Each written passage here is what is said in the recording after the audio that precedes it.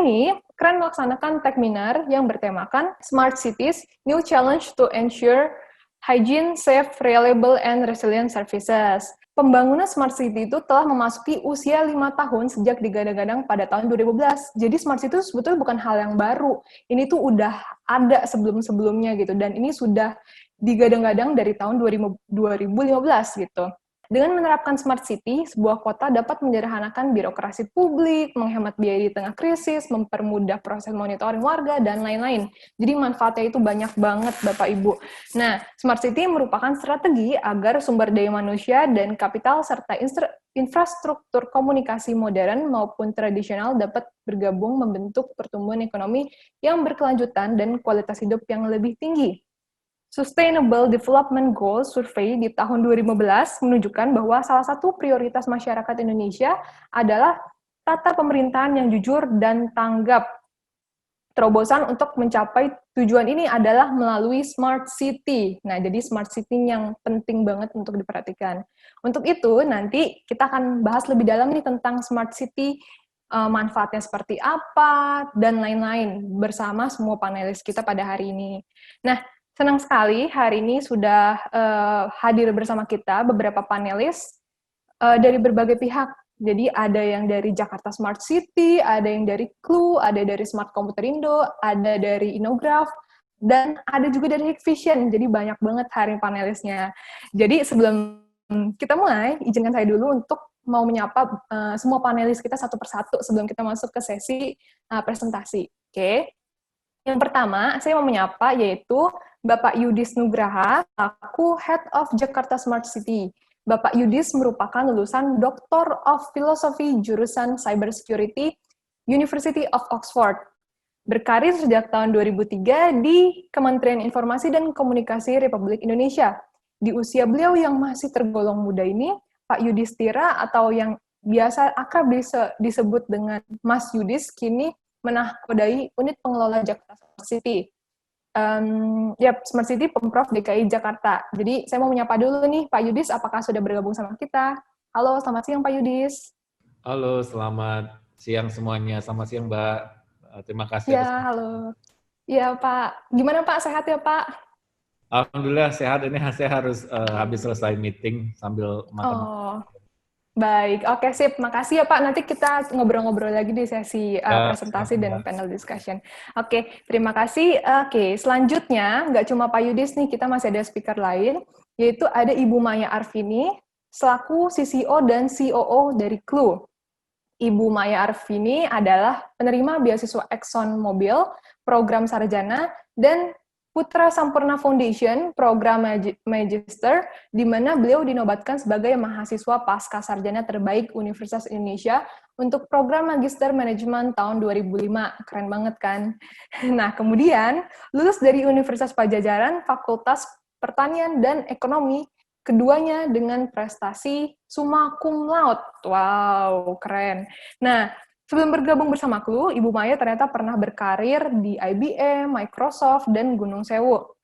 Nah, di tahun 2019, di mana berkembangnya startup, banyak banget startup yang baru muncul, akhirnya Bu Maya bergabung bersama Clue sebagai Chief Commercial Officer atau CCO. Untuk itu saya mau menyapa Ibu Maya.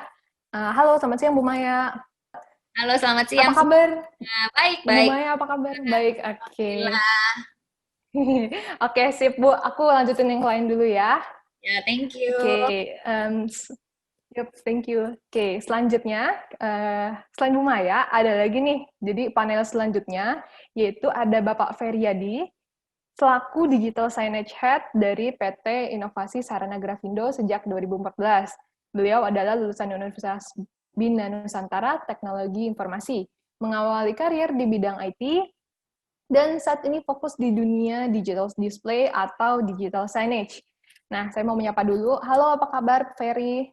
Halo Vera, apa kabar? Ya, baik. Baik, saya yang ditanyain. Ya. Baik, Pak. Pak Ferry, apa kabar, Pak Ferry? Ya, sama-sama sehat. Ya, salam sehat. Kabar baik di sini. Ya, syukur ya, Pak ya. Amin. Semua sehat-sehat. Sip, saya lanjut ke yang lain dulu ya, Pak ya. Masih ada panelis terakhir. Belum terakhir, mohon maaf. Nah, selanjutnya yaitu ada Pak Eko Adi Nur Cahyo dari Hikvision Indonesia. Hikvision, apa sih Hikvision? Mungkin ada yang udah pernah dengar juga kali ya. Jadi Hikvision itu adalah penyedia produk dan solusi keamanan yang terkemuka di dunia, memproduksi rangkaian lengkap produk dan solusi menyeluruh untuk berbagai pasar vertikal. Selain industri keamanan, Hikvision memperluas jangkauannya ke teknologi rumah pintar, otomatisasi industri, dan industri elektronik otomotif. Produk Hikvision juga memberikan kecerdasan bisnis yang andal bagi pengguna akhir, yang dapat memungkinkan operasi yang lebih efisien dan kesuksesan komersial. Yang lebih besar tentunya. Jadi saya mau menyapa dulu nih. Halo Pak Eko. Halo Bu Vera. Ya, Yap. masih. Ya, Apa kabar Pak Eko? Baik Bu Vera. Oke, Gimana, Bu Vera? siap. Sehat? Baik-baik, saya sehat. Terima kasih banyak. Ya. Oke, kita lanjut lagi ya. Yang terakhir, untuk panel terakhir, yaitu ada Bapak Sutardi Huang. Beliau adalah founder dari Smart Computer Indo dan beberapa perusahaan IT lainnya. Smart Computer Indo sendiri adalah salah satu perusahaan B2G dan B2B e-commerce Indonesia, dan ternyata sudah memiliki total lebih dari 10 cabang di seluruh provinsi di Indonesia. Keren banget. Jadi saya mau menyapa dulu nih, di sini sudah bergabung sama kita, yaitu Bapak Sutardi. Halo Pak Sutardi, apa kabar Pak? Halo Vera, selamat siang. Baik. Yap. Halo Selamat siang, semuanya. thank you. Halo, thank you. Itu semua tadi panelis kita pada hari ini. Selanjutnya kita langsung aja ya. Oke, untuk yang pertama yang mau saya tanyakan adalah, jadi kita tahu ya, penerapan smart city itu banyak kendalanya gitu. Ada beberapa kendala yang mungkin terjadi gitu. Nah, saya mau nanya nih kepada para panelis semuanya, silakan menanggapi ya yang mau menanggapi. Nah, saat awal menerapkan smart city, kendala apa sih yang dialami dan gimana cara mengatasinya? Kendala ya, macam-macam sih kalau dari pengalaman kita, klien kita ya kalau untuk smart city ya memang definisinya kembali lagi kan macam-macam, tapi yang kalau cukup ideal itu yang paling pertama itu dukungan dari orang nomor satu itu menjadi penting untuk key success factor ya. Jadi paling bagus memang sudah merupakan visi dari orang nomor satu, apakah dia gubernur, apakah dia wali kota, atau dia bupati gitu. Karena penting ya, penting untuk kemajuan kota tersebut ya ketika ada partisipasi aktif masyarakat yang tentunya masyarakat siapapun yang berpartisipasi aktif mengharapkan ada respon dong, gitu ya. Jadi itu sangat penting. Nah, jangan lupa dukungan atas infrastruktur itu tetap penting ya, walaupun sekarang secara teknologi dapat dimungkinkan komunikasi, kolaborasi, pelaporan dan sebagainya itu dapat dilakukan secara offline ya, tapi tentu aja kalau misalkan nih beberapa daerah yang terlalu terpencil ya, ini kan kita nggak bisa deny ya, memang seperti itu, terutama di beberapa daerah timur Indonesia dan sebagainya, karena saya beberapa kali travel ke daerah seperti itu, jadi sinyal handphone aja sulit gitu, wah itu sebaiknya memang diperbaiki terlebih dahulu gitu. Nah, yang ketiga tentu saja edukasi, adopsi dan sosialisasi juga menjadi penting ketika apapun teknologi atau sistem yang digunakan on place di kota tersebut. Karena yang namanya teknologi kita sering banget ya denger ya launching ini, launching itu, apa segala macam. Sekarang pertanyaannya adalah setelah launching berapa yang pakai, apa hasilnya? Sebenarnya yang paling penting adalah impact dan result dari peluncuran suatu sistem atau aplikasi atau teknologi lah. Ya, jadi partisipasi aktif dari masyarakat itu sangat dipentingkan atas sosialisasi, edukasi, adopsi, dan jangan lupa memang di follow up gitu. Itu sih. Oke. Bukan kendala ya, tapi 3 hal yang perlu diperhatikan. Itu aja sih. Oke. Siap. Makasih banyak Bu Maya, jawabannya menarik banget ya. Berarti yang pertama, poin pertama yang pastinya adalah harus dapat dukungan dulu dari pemimpin dari kotanya gitu ya. Sip, mungkin bisa ditanggapi juga oleh dari Pak Yudis, ayo. Kita kan lebih ke penyedia teknologi ya. Dari Pak Yudis pasti bisa menambahkan lagi. Siap. Pak Yudis, gimana Pak? Bisa diulang nggak pertanyaan saya? Boleh Pak, oke. Sip. Jadi saat awal menerapkan smart city, kendala apa sih yang biasa dialami dan gimana cara mengatasinya Pak?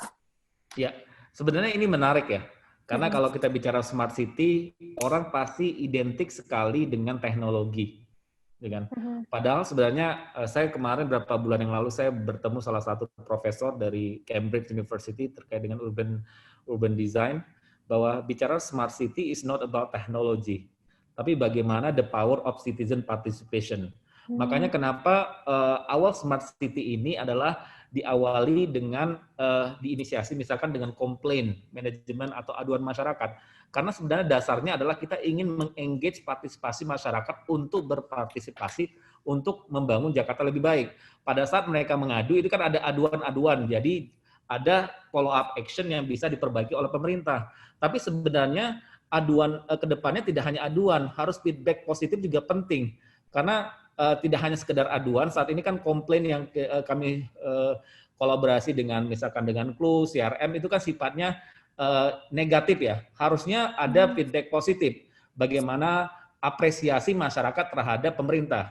Jadi intinya sebenarnya kendalanya awalnya ada kendalanya itu ya. Kendala pertama adalah kembali kalau kendalanya banyak ya. Kalau dari segi dari kota sebenarnya tadi orang melihat bahwa pembangunan smart city itu hanya sebatas teknologi, tapi tidak melihat bahwa esensi dari smart city itu harus tadi bagaimana bisa meningkatkan kualitas hidup, kedua bagaimana bisa meningkatkan pertumbuhan ekonomi, kemudian bagaimana menjamin keberlangsungan. Itu sehingga banyak kalau kita lihat di daerah mereka berpikir bicara smart city itu bicara APBD, bicara anggaran. Padahal pengembangan smart city dengan konsep smart city 4.0 ini bagaimana kolaborasi ini membangun sebuah bisnis model baru. Kendala yang kami hadapi di smart city 4.0 adalah pada saat startup misalkan kami berdiskusi sama Clue dan yang lainnya, kami bicara bisnis modelnya seperti apa. Jakarta Smart City tahun ini sudah berubah menjadi Badan Layanan Umum Daerah. Artinya adalah kami adalah sebuah organisasi yang pertama di Indonesia yang sudah berubah statusnya menjadi BLUD. BLUD ini adalah Badan Layanan Umum Daerah, artinya memiliki fleksibilitas dalam hal penganggaran. Yang kedua, memiliki fleksibilitas dalam hal bekerjasama dengan berbagai pihak, baik itu dari luar maupun dalam negeri. Kemudian yang ketiga adalah memiliki fleksibilitas dalam hal menerima funding atau dan bentuk lainnya. Artinya, pada saat kami membicarakan inisiatif Smart City di Jakarta, kami ini Jakarta Smart City ini sebagai integrator, sebagai platform. Jadi SKPD ini akan kami jadikan sebagai problem owner. Nanti kami fungsinya adalah mencarikan siapa sih engine-nya startup atau perusahaan yang bisa membantu problem owner yang dimiliki oleh para SKPD. Tapi intinya sebenarnya pengembangan Smart City, tantangannya yang saat ini yang ada adalah orang masih mindset-nya adalah pengembangan teknologi dan anggaran. Karena kalau kita sudah bicara penganggaran APBD, ujung-ujungnya adalah tender. Contoh misalkan banyak startup, jadi mainnya ketengan. Ini mungkin ini cerita sama Mbak Maya gitu kan. Mainnya ketengan ke daerah itu di bawah 100 juta. Jadi kenapa? Supaya nggak tender. Jadi supaya bisa langsung dibeli gitu. Jadi mainnya ketengan-ketengan gitu. Itu tantangan itu. Jadi yang ingin kami berikan sebuah insight bahwa bagaimana masing-masing daerah ini, saya itu kalau pakai ini agak sedikit susah kenapa jadi suka. Tapi wajib karena di kantor wajib pakai masker ya. Saya di kantor harus pakai masker. Okay. Tapi intinya sebenarnya yang mau ingin kami tekankan adalah masing-masing kota itu punya uniqueness. Jakarta nggak bisa dibandingkan dengan Bandung, Jakarta tidak bisa dibandingkan Banyuwangi dan seterusnya, tidak bisa dibandingkan apple to apple. Jakarta punya keunikan sendiri, punya problem sendiri, Jakarta dalam hal ini diberuntungkan sebagai playground. Artinya banyak sekali startup-startup yang emerging ingin berkolaborasi dengan Jakarta. Kenapa? Seperti yang saya sampaikan, Clue waktu awal masih muda memaparkan Jakarta sebagai playground. Akhirnya mereka berkembang terus dan bisa mengekspansikan bisnisnya. Dan itu juga diikuti oleh para startup yang baru. Kami punya program besok adalah Final The Future City of Hackathon. Kolaborasi kami dengan Berlin Government. Ini adalah tadi mencari bibit-bibit inovator untuk menyelesaikan permasalahan Jakarta. Yang ingin mereka cari adalah bukan nilainya, tapi adalah kesempatan untuk bekerja sama dengan DKI. Itu nilainya lebih gede, tidak hanya sekedar bisnis, tapi yang dipikirkan adalah investing. Jadi bicara smart city adalah kesempatan investing inovasi untuk menyelesaikan permasalahan. Pada saat inovasi itu bisa diimplementasikan dengan baik, itu adalah momentum bagi para startup untuk bisa mengekspansi bisnis.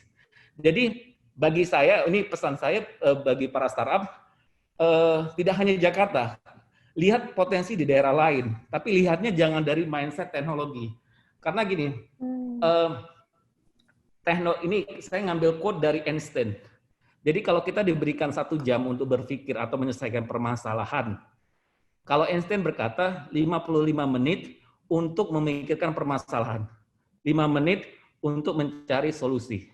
Artinya, dari 55 menit kita mencari permasalahan, mengidentifikasi permasalahan, dari situlah kita akan bisa mengidentifikasikan solusi dengan baik. Jadi, Einstein dari 1 jam, dia 55 menit spend waktunya untuk melihat permasalahan. Karena permasalahan dengan konteks yang baik, itu akan menghasilkan sebuah inovasi yang baik. Jadi, yang kita alami, kendala Smart City, banyak sekali para perusahaan-perusahaan dari luar. Waktu saya bergabung di Jakarta Smart City, banyak sekali perusahaan Jepang datang untuk memberikan teknologi. Yang kita butuhkan bukan teknologi. Yang kita butuhkan adalah bagaimana problem yang kita hadapi ini bisa diselesaikan dengan teknologi yang sesuai. Harusnya dilihat dari problemnya, konteksnya dulu, baru datang teknologi sebagai solusi. Jadi itu. Jadi pesan saya bagaimana Smart City ini dilihat tidak hanya sekedar teknologi basis, tapi aspek-aspek humanity, kemudian interaksi antar masyarakat itu harus sangat penting. Karena bicara Smart City ini adalah bicara the power of citizen participation, the power of participatory partisipasi ekosistem dalam membangun kota lebih baik. Dan yang penting, kota itu harus adaptable, menyesuaikan dengan konteks problem yang ada. Dan selanjutnya. Mungkin itu yang bisa saya sampaikan. Terima kasih. Oke. Terima kasih Pak Yudis. Pak Yudis, menarik banget tuh tadi disampaikan lumayan panjang, tapi seru banget gitu. Silakan. Ya, sedikit saya tambahkan. Ya, boleh, Pak. Thank you, Vera. Ya, saya sebenarnya setuju sama Bu Maya ya, karena pengalaman kita ketika kita mengimplementasikan Smart City itu silo sih kalau kita ngomongnya. Jadi masing-masing SKPD maupun masing-masing dinas itu merasa data itu punya mereka. Jadi ketika kita minta data itu, mereka merasa bukan data itu nggak bisa di-share gitu. Padahal sebenarnya data itu bukan milik masing-masing dinas, bukan milik masing-masing SKPD. Data itu milik provinsi, data itu milik kota gitu. Nah itu merupakan tantangan terberat sih. Jadi ketika kita mengimplementasikan Smart City itu, memang benar dari pucuk pimpinannya itu harus satu visi dulu sama kitanya. Dan saya baru tahu bahwa di Jakarta itu sudah menjadi badan, itu merupakan suatu solusi sebenarnya. Karena kalau di banyak Smart City di daerah-daerah itu masih di bawah Kominfo-nya biasanya unitnya. Dan itu susah sekali bergeraknya kitanya. Karena jangankan minta informasi, kadang-kadang kita mau ketemu aja, itu susahnya minta ampun. Jadi itu memang karena belum satu visi. Jadi memang dari pimpinannya maunya itu penerapannya itu secara menyeluruh, tapi belum tentu ke masing-masing unitnya itu visinya sama. Itu sih mungkin sedikit tambahan dari saya. Terima kasih, Vera. Oke, thank you Pak Sutardi. Mungkin apa ada tambahan lagi dari panelis lain? Oke, kalau nggak ada kita lanjut lagi ya untuk pertanyaan berikutnya. Oke, pertanyaan berikutnya adalah, saya mau nanya nih, seberapa penting sih peran sektor swasta dalam pembangunan Smart City? Menanggapi kondisi pandemi, bagaimana teknologi Smart City bisa membantu kita dalam menciptakan kota yang tangguh? Nah, silakan Bu Maya dulu deh, Bu Maya udah senyum-senyum.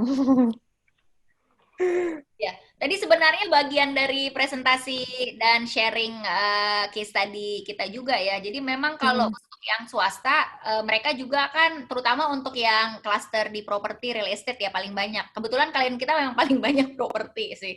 Ya, mereka juga sebenarnya adalah kota. Kita sebutnya kota mandiri. Jadi mereka juga punya warga kota, yaitu citizen yang tinggal di area cluster mandiri mereka. Mereka juga punya visi misi yang sama.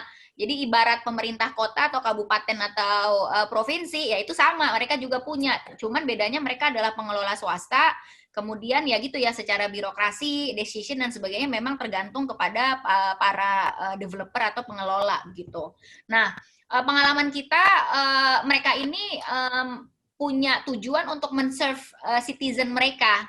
Ya, jadi seringkali memang yang membedakan itu lebih ke IT literasi ya. IT literasinya biasanya mereka lebih berani untuk berinovasi. Jadi contohnya kayak solusi traffic management system yang kita pakai itu memang di drive dari semua penyedia klaster mandiri atau properti duluan gitu. Jadi bagusnya buat kita adalah ya tentu saja kita senang ya dipakai dan direplikasi oleh klien-klien kita, apalagi swasta gitu ya. Karena biasanya ada sifat kompetitif juga kan. Jadi wah daerah ini kayak begini loh teknologi yang dipakai. Nah ketika itu berkembang gitu ya, jadi lebih kompetitif. Akhirnya mereka juga ada bagusnya buat kita. Akhirnya saling mau pakai ya karena competition itu tadi. Nah itu yang akhirnya bisa menciptakan ya apa ya suatu referensi gitu ya atau showcase sendiri gitu kalau kenapa misalnya klaster mandiri atau suatu area properti tertentu ya yang misalnya teknologinya memang lebih terintegrasi ya kenapa tidak bisa direplikasi ke suatu pemerintahan kota, apakah itu kabupaten, kota, atau provinsi gitu. Kadang seringkali itu yang menjadi pertanyaan. Tapi memang nggak fair juga ya kita mengcompare swasta dengan pemerintah karena segala sesuatunya berbeda lah, birokrasi, direction, decision making proses, budgeting dan sebagainya gitu. Tapi memang yang patut dicermati biasanya lebih ke arah inovasi, cara mereka mengambil keputusan dan IT literasinya itu menurut saya hal-hal yang bisa dipelajari dan dijadikan dijadikan sebagai contoh gitu.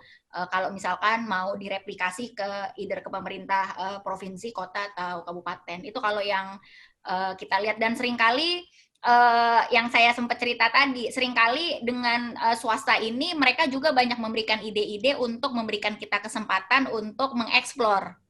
Ya, jadi sifatnya lebih dua arah dan mereka berani mengambil resiko ya kembali lagi ya karena kan kultur di swasta ya berbeda dong resiko lebih bisa dihitung dan mungkin ya namanya juga swasta ya berbeda dengan pemerintah kan kalau ini resiko ya hanya impact ke mereka saja kan berbeda kalau ini di pemerintahan gitu. Jadi memang kalau clue kita kalau klien ya government iya swasta iya dan orang sering berpikir lu kliennya government saja, tapi enggak ya. Kita sebenarnya udah 50-50, 50% swasta, 50% pemerintahan. Ya, pemerintahan itu termasuk all government areas ya, jadi BUMN, pemerintah kota, kabupaten, kementerian, dan sebagainya. Tapi memang seringkali yang banyak diangkat di media memang yang area pemerintahannya. Karena kalau kayak swasta, ya swasta tuh lebih kompetitif. By the time mereka cerita, kita lagi pakai teknologi ini, itu kan undang kompetitor-kompetitor mereka untuk juga pakai ya, atau kasih tahu itu kayak gini loh kita secanggih ini gitu. Jadi ada yang kayak gitu mereka lebih suka low profile. Tapi sebenarnya kalau by portfolio ya kita sudah banyak reach multiple industry juga di swasta. Jadi beberapa learning point yang kita ambil dan kita pelajari dari swasta seperti itu sih. Oke, menarik Bu Maya. Thank you Bu Maya atas tanggapannya. Mungkin dari yang lain mau memberikan tanggapan juga. Dari Pak Yudhistira, Pak mau memberikan tambahan juga? Enggak sih, cuma saya tadi lihat ada pertanyaan-pertanyaan sebenarnya. Ya, gimana tuh Pak? Ini coba, ini saya ada. Ini apa bedanya Jaki dengan Clue? Nah, ini menarik nih. Jadi Jaki ini adalah super apps Pemprov, one stop services, seperti yang saya sampaikan. Ada city design services, ada memang services yang memang di-create oleh Pemprov. Misalkan perizinan, kemudian pembuatan KTP yang kedepannya akan diintegrasikan melalui Jaki. Kemudian ada city, tadi itu termasuk city design service, artinya layanan-layanan yang memang disediakan oleh Pemprov untuk warga DKI, yang kedepannya itu diakses melalui Jaki sebagai super app, namanya super apps seperti Gojek, anything ada di dalam super apps dalam satu platform. Kemudian ada private design services, artinya bentuk kolaborasi kami dengan para startup, misalkan saat ini dengan sekolahmu untuk penyediaan e-learning, kemudian dengan Grab, Gojek yang bisa diakses melalui Jaki dan seterusnya. Salah satunya juga Clue, kami memang menggunakan Clue untuk fitur laporan, di mana Clue digunakan di Pemprov DKI sebagai salah satu kanal resmi kanal aduan masyarakat. Jadi dari CRM itu ada 14 kanal, salah satunya kanalnya Clue, di mana kami menggunakan fitur Clue itu untuk laporan aduan masyarakat, seperti itu. Jadi, kalau apa bedanya Jaki dengan Jaki itu one stop service super app-nya Pemprov, Kalau Clue adalah tadi seperti yang disampaikan Mbak Maya, dulu memang pengembangannya sebagai kanal aduan, tapi ke depan ini kan berkembang. Tapi Clue itu adalah kami gunakan sebagai salah satu kanal aduan. Jadi bicara Jaki itu adalah super app, big platform, siapapun bisa memanfaatkan Jaki untuk melakukan monetisasi atau engagement kepada user. Contoh, Jaki ini sangat diminati oleh para emerging startup. Kenapa? Karena mereka tidak perlu melakukan marketing, karena mereka bisa bekerja sama dengan JSC, mereka sebagai dalam konsep white labeling, di mana kami menyediakan front end, startup ini sebagai back end, sebagai engine. Jadi servisnya disediakan oleh startup, tapi front end-nya disediakan oleh Jakarta Smart City. Ini bentuk kolaborasi kami, kerjasama kami dengan para startup. Karena kalau startup sendiri yang jalan, mereka pasti ada cost, masalah sosialisasi dan seterusnya. Sedangkan kami di Jakarta Smart City kami punya namanya product trainer. Product trainer ini levelnya udah sampai tingkat RT. Jadi para product trainer ini bergeraknya adalah bagaimana pada saat ada sebuah services layanan baru, mereka akan mengedukasi masyarakat bagaimana menggunakan layanan yang ada yang disediakan oleh Jakarta Smart City seperti itu. Jadi intinya Clue itu adalah bagian dari Clue, yaitu yang kami gunakan di saat ini di Jakarta Smart City untuk kanal aduan. Kalau Jaki adalah super app, one stop services, ada city design services yang memang layanan disediakan oleh pemerintah, ada community design services, salah satu contohnya aplikasi Jak Aman, aplikasi pantau banjir, ini adalah bentuk kolaborasi dengan komunitas, private design services, Grab, Gojek, Clue, dan sebagainya, seperti itu. Oke, terima kasih Pak Yudis atas penjelasannya. Jadi udah kejawab ya tadi yang nanya, jadi berbeda gitu, tidak bisa disamakan. Oke, sip. Kalau gitu terima kasih Pak Yudis. Selanjutnya mungkin saya mau menanyakan lebih ke produk nih ya. Nah untuk produk, saya mau nanya, ini mungkin lebih ke Innograph atau Hikvision gitu ya, atau mungkin Clue juga bisa gitu. Gimana caranya Innograph dan Hikvision mengadopsi prinsip-prinsip Smart City dalam produknya? Mungkin dari Pak Ferry dulu. Untuk Innograph sendiri untuk mengadopsi prinsip-prinsip Smart City ini sebenarnya kalau untuk integrasi, kalau yang disampaikan Pak Yudis tadi data driven dan lain-lain itu ya positioning kita adalah sebagai platform atau hardware integrator ya. Jadi Smart City itu tadi sudah dijelaskan lengkap banget oleh Pak Yudis. Gak hanya teknologi, tapi juga tadi Pak Sutardi juga tambahkan mengenai pentingnya data itu, dan juga kami sebagai Innograph selalu mengikuti adaptasi teknologi baru ya. Jadi didukung oleh development team juga, testing dan lain-lain, selalu kita mengadaptasi sebuah teknologi yang handal untuk support di produk Smart City ini. Kurang lebih seperti itu sih, Vera. Oke. Thank you Pak Ferry untuk tanggapannya. Mungkin dari Pak Eko mau menambahkan? Silakan Pak Eko. Kalau dari Hikvision sendiri sebenarnya nggak jauh beda dari Pak Ferry ya. Jadi ya seperti Pak Yudhistira tadi bilang, ya kita ini sebenarnya dari front end-nya ya, back end-nya sendiri benar-benar kita ya agak susah gitu untuk mengembangkan dan masuk jadi smart city di sini. Jadi ya mungkin kita bisa supportnya dari front end-nya Bu. Kayak gitu sih. Untuk smart city sendiri di produk-produk kita ya hampir sama ya kayak Pak Ferry juga, kita selalu mengembangkan dan mungkin termasuk sangat cepat gitu. Di sini ada apa, ada masalah apa, kita langsung buat solusinya kayak gitu-gitu sih Bu. Paling itu aja sih yang bisa ini. Oke, terima kasih Pak Eko untuk jawabannya. Ya, saya juga setuju sih tadi, karena dengerin presentasi dari Pak Eko juga dan Pak Ferry ya, bahwa ya selalu aja, maksudnya ada timbul problem, cari solusinya kira-kira produknya apa gitu ya, disesuaikan. Oke, terima kasih. Untuk selanjutnya, mungkin saya mau nanya lagi. Yang mau saya tanyakan adalah apa saja sih yang perlu disiapkan dan dihindari oleh berbagai kota kecil atau wilayah non-urban untuk mengimplementasikan Smart City menggunakan layanan Clue. Nah, ini mungkin lebih ke Bu Maya ya. yang harus dihindari. Oke, tadi sebenarnya yang saya share justru kisah success factor ya dari pengalaman kita. Jadi kalau yang harus dihindari ya kembali. Jadi key success factor itu kalau dari pengalaman kita yang pasti yang pertama support dari orang nomor satunya ya. Jadi mungkin bupati gitu ya. Itu penting ya, sehingga ketika itu memang menjadi misi beliau, ya jadi nanti proses edukasi, kemudian sosialisasi, adopsi kepada warga itu menjadi lebih mudah karena beliau yang berperan sebagai change agent gitu ya, yang mempromosikan, kemudian mengedukasi warganya sendiri gitu. Nah, impact dari situ tentu saja akhirnya menjadi partisipasi aktif masyarakat atau warga kota yang bersangkutan. Karena sekali lagi yang namanya teknologi ya teknologi gitu, tapi bagaimana proses edukasi, sosialisasi, adopsi dan sebagainya termasuk itu bagian dari user friendly, impact-nya apa, result-nya apa itu sangat membutuhkan partisipasi aktif. Dan jangan lupa ketika sudah berpartisipasi aktif ya memang biasanya kalau orang kita begitu ya, kalau komplain juara nomor 1, kalau giliran misalnya ada press atau apa nggak ada yang komen gitu ya, karena dianggap udah merupakan tugas dari pemerintah ya. Nah kan yang diharapkan ya sebenarnya dari partisipasi warga itu kan ketika dia komplain atau memberikan komen dia direspon.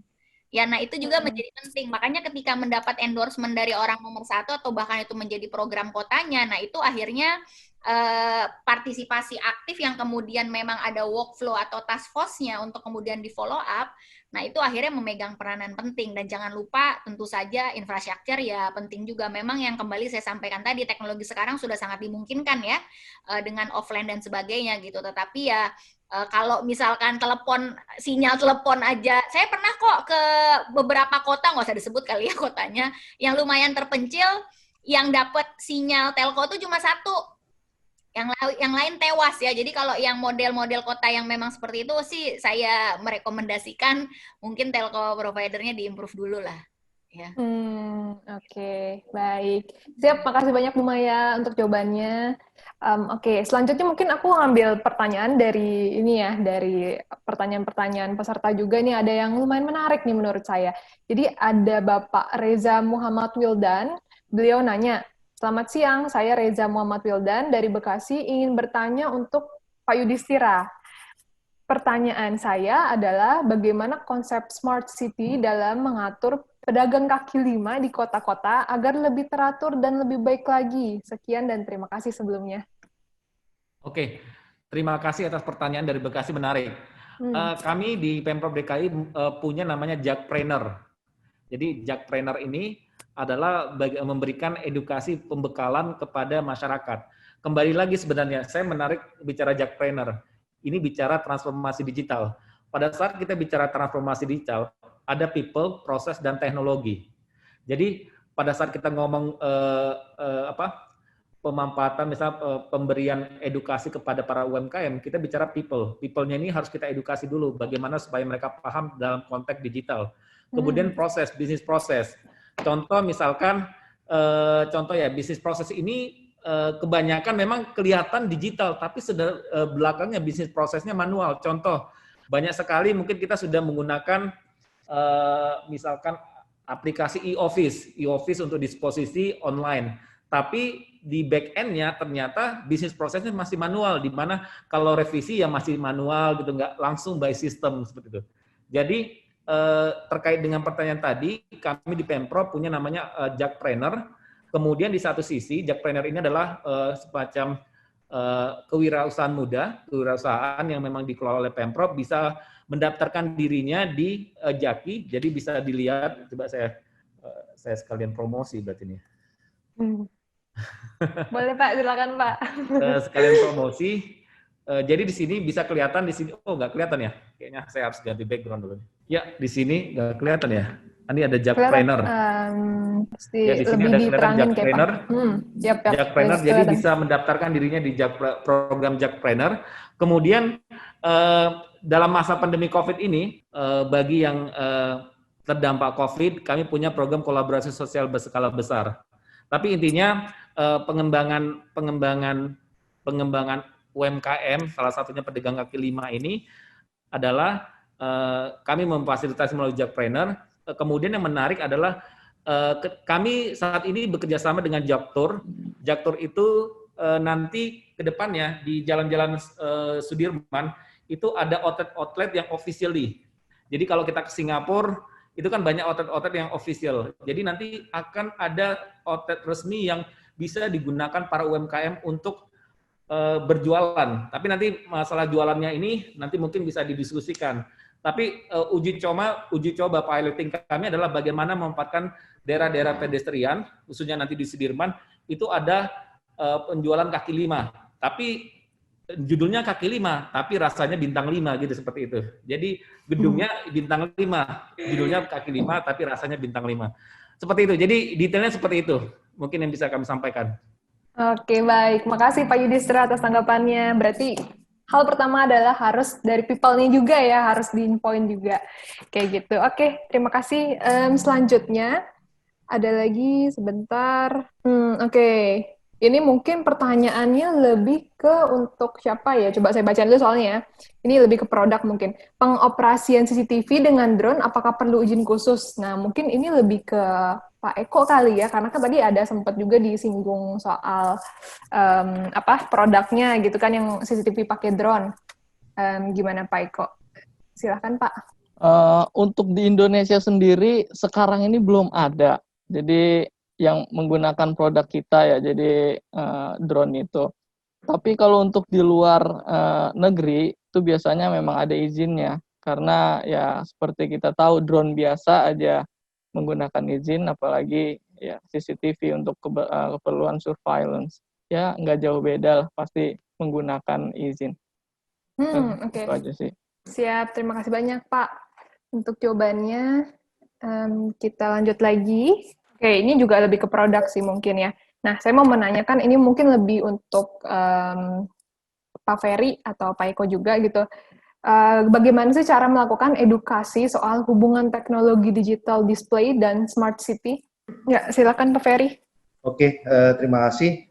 Pertanyaannya adalah bagaimana cara melakukan edukasi soal hubungan teknologi display dengan smart city. Yep. Tadi smart city. Oke, mungkin seperti ini ya. Jadi teknologi digital display itu sebenarnya sangat erat ya hubungannya dengan smart city. Jadi karena semua perangkat dan infrastruktur itu ya mau nggak mau ya IoT, namanya IoT kan connect ke internet gitu, harus digital semua. Sekarang sebenarnya problemnya adalah bagaimana kita mengemas isi kontennya, datanya, data driven tadi yang terintegrasi ya, ditampilkan, disajikan ke digital signage itu sendiri. Contohnya ini proyeknya mungkin proyek Jaklingko ya. Jadi untuk di Transjakarta. Jadi kita punya tantangan di situ gimana caranya kita menampilkan schedule rute bis ya, busway. Itu juga jadi menimbulkan experience baru bagi penumpang bis ya. Jadi bisa aja dia mengadopsi seperti MRT ketika bis itu kita menunggu busway itu misalnya 5 menit lagi sampai untuk rute ini, dan kita dengan mudahnya kita melihat dengan digital display itu. Jadi kita tidak perlu menunggu terlalu lama lagi seperti mungkin kondisinya sekarang masih seperti itu ya. Tapi kedepannya kita juga fit ke Jaklingko dan ke Transjakarta untuk segera mengaplikasikan data driven yang terintegrasi, khususnya Jaklingko sendiri dari MRT, dari busway, dari komuter dan lain-lain. Kurang lebih seperti itu sih ya. Jadi integrasi dengan teknologi itu memudahkan akses, tepat guna dan berguna tentunya bagi publik, dan juga memberikan informasi yang menarik dan up to date khususnya ke stakeholder dan stakeholdernya Smart City. Jadi intinya berguna untuk publik ya, untuk tadi yang tadi dibilang kota Jakarta atau kota-kota lainnya yang kalau misalnya sudah menerapkan data driven seperti ini, jadi people-nya, publiknya dapat akses data yang lebih cepat, lebih akurat dan informatif. Kurang lebih seperti itu.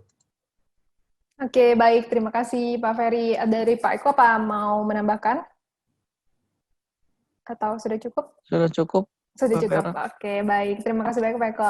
Nah, karena waktunya juga sudah cukup mepet ya, untuk terakhir, mungkin saya mau minta closing statement dari setiap panelis lah, pesan-pesan buat Bapak, Ibu, teman-teman yang di rumah yang saat ini sedang dengerin, kira-kira apa? Bisa disampaikan mungkin satu persatu dari siapa dulu, silahkan.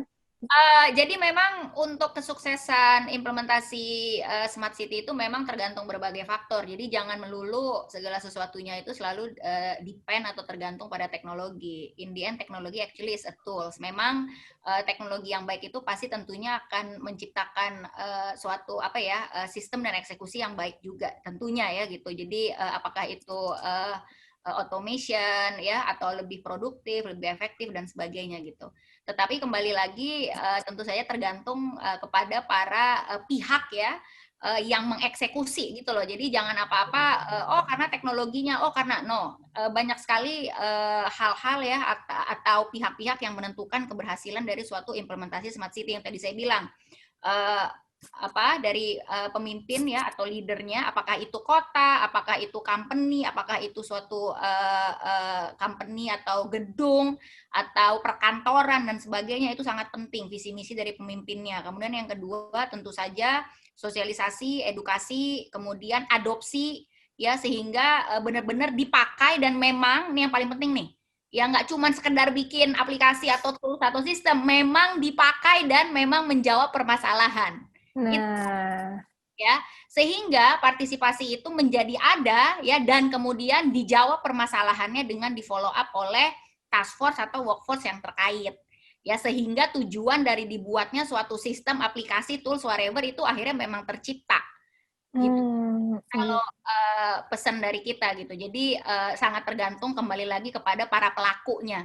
Ya, dan semoga Clue tetap bisa berpartisipasi aktif ya terhadap akselerasi nggak cuma di Jakarta tapi juga di Indonesia bahkan di seluruh dunia, dan itu tetap menjadi misi kita sampai dengan hari ini. Jadi saya berharap apa yang telah dilakukan di Jakarta Smart City dan beberapa kota lain, terutama klien kita yang lebih dari 30 kota itu bisa direplikasi ke kota-kota lain juga, dan tetap semangat selama di masa pandemik ini. Wah, terima kasih banyak Bu Maya, luar biasa menarik. Tadi dicatat ya, itu tadi penekanannya bagus tuh, dan pesannya bagus banget. Oke, selanjutnya mungkin bisa dilanjutkan oleh Pak Ferry dulu mungkin ya, boleh Pak? Ini untuk conclusion ya. Betul Pak, pesan-pesan bisa buat teman-teman di rumah. Jadi menarik ya diskusi hari ini dari Bu Maya, dari Pak Yudis, dari Pak Sutardi, dari Pak Eko. Jadi intinya adalah Smart City itu nggak hanya melulu, tadi disebutkan tidak hanya melulu teknologi, tapi bagaimana people, bagaimana masyarakat itu menggunakan dan menggunakan teknologi ini, aplikasi misalnya aplikasi atau apapun ya itu berguna, ya berguna bagi kehidupan sebuah kota. Itu sih kurang lebih seperti itu. Oke, makasih banyak Pak Ferry. Mungkin selanjutnya Pak Yudis kayaknya sudah izin.